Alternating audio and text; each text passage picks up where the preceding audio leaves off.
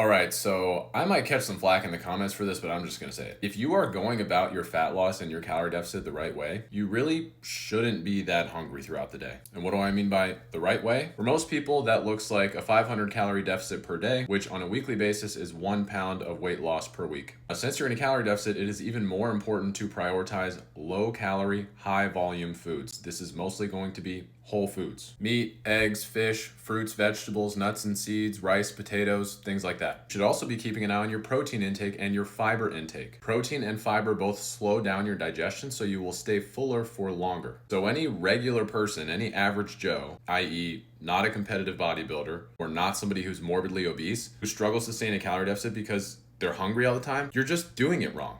You're either eating the wrong foods or your calorie deficit is way too high. Yeah, if you're trying to lose weight and eating stuff like chocolate milk and cereal all the time, of course you're gonna be hungry. That stuff is super calorie dense. It's also ultra processed, which means your body is going to digest it very quickly. So if you're not a competitive bodybuilder and you are not morbidly obese, in other words, like you're not in a situation where you need to get as much fat off of your body as possible, taking a slow and steady approach, 1 pound of weight loss per week, which is still a fair amount, is going to be much more sustainable. Your hunger levels are going to be much more manageable, and the overall process of losing weight is going to be much more enjoyable. Hope this helps.